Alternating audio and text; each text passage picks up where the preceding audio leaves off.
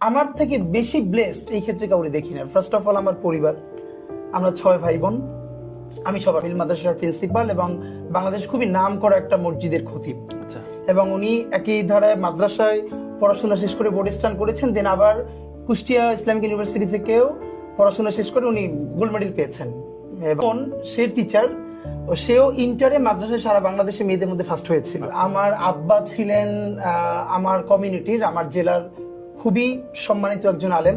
আচ্ছা, আমাদের ভালো লাগার যেটা হলো, আমরা সবসময় বলি যে আমার আব্বা হচ্ছে শরীফ মাওলানা আব্দুল হাদি, আমার পুরো উপজেলা হাদি হুজুর বললেই সবাই চেনে।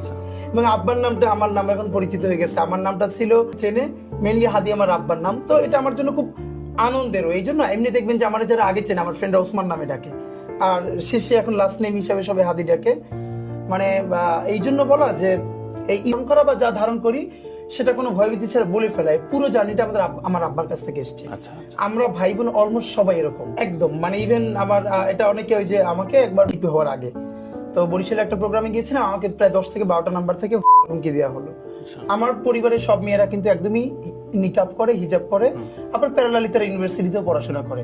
মানে সবার জার্নিটা এরকম। যেমন আমার এখনো দুটো ভাগ্নি ঢাকা ইউনিভার্সিটিতে পড়ে, ইন্টার পর্যন্ত মাদ্রাসায় পড়ে, ওরা একদম নিকাব হিজাব করেই যতদূর ভালো করা যায়। তো আমার বোন, সেও তো টিচার। তো এইটা আমি সময় লিখছিলাম।